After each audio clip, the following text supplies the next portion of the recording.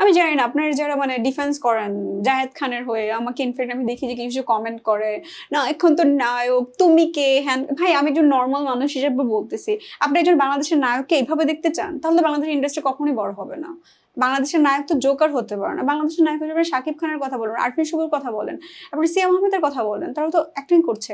তাদেরকে আপনারা সাপোর্ট করেন না করে কি করছেন মানে আপনারা কাদেরকে প্রমোট করেন আমার এটা একটা কোয়েশ্চেন তাহলে বাংলা সিনেমা কখনোই আগাবে না বাংলা সিনেমা মানুষ দেখবে না মানুষ মনে করবে বাংলা সিনেমা মানে হচ্ছে একটা চিড়িয়াখানা সো প্লিজ আবার কি যেন একটা হিরো আলম নাকি হিরো হয়ে গেছে ঠিক আছে মানে এগুলো বললে মানুষের না আবার খারাপও লাগে খারাপ লাগে হচ্ছে আপনি ওনাকে নিয়ে বললেন ওনার কোন সিচুয়েশনে ছিল ওকে ফাইন বাট ওনার ওনার জায়গাটা তো ওনার থাকা উচিত উনি হঠাৎ করে এসে শাকিব খানের মতো জায়গা যদি উনি ডিজার্ভ করতে চায় তখন তো জিনিসটা খারাপ লাগে দেখতে খারাপ লাগে তাই না উনি মেইন ইন্ডাস্ট্রিতে চলে আসতেছে মেইন ইন্ডাস্ট্রির মানুষজন ওনাকে নিয়ে কথা বলতেছে আই রিয়েলি হেট দিস যার যার জায়গা থেকে সে এন্টারটেনার ওকে ফাইন সে এন্টারটেনার আনডাউটলি জায়েদ খানের জন্য এন্টারটেনার বা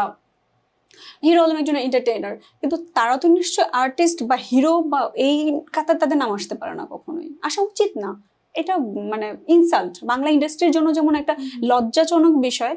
বা অপমানজনক কথাবার্তা তেমনি আমি বলবো যে মানে অন্যান্য আর্টিস্টদেরকে অপমান করা হয় এভাবে বলে